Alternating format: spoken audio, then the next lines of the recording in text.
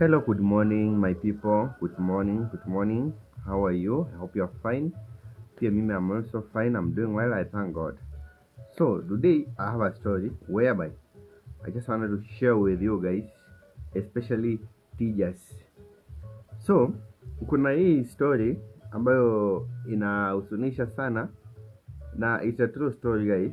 It's a true story whereby inahusunisha sana. Kama binadamu wa kawaida lazima ukisikiliza kuna wenye itakukusa roho.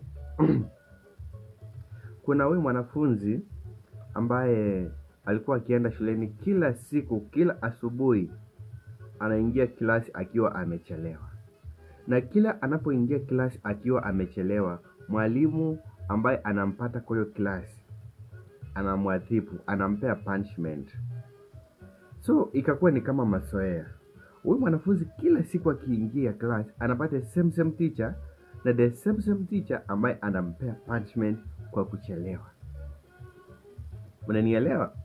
So the same mtoto kuingia shuleni anaingia wa mwisho, na kutoka wakati wa kwenda nyumbani anakuwa wa kwanza.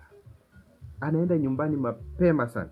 Yaani kengele ya kwenda nyumbani ikikonga tu, yeye anakuwa wa kwanza kupita kwenye gate ama kupita kwenye lango ili awai mapema kufika nyumbani. Lakini masaa ya kuingia asubuhi tena yeye anakuwa mwisho kuingia shuleni.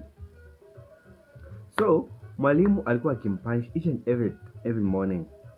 Each and every morning mwalimu anampunish.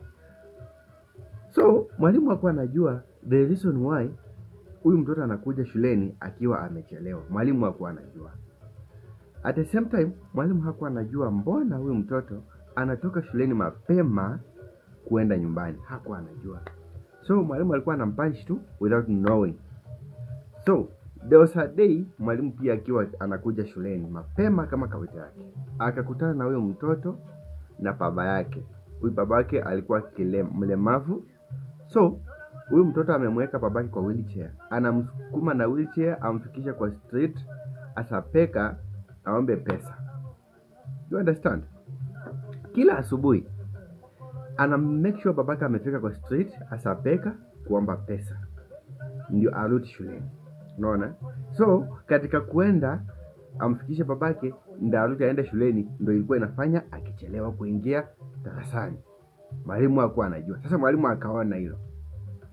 The same pesa ambazo babake anatafuta huyo mtoto asapeka ndio sinawalisha, sinamlipia school fees, sinamnunulia uniform, sinawalipia nyumba.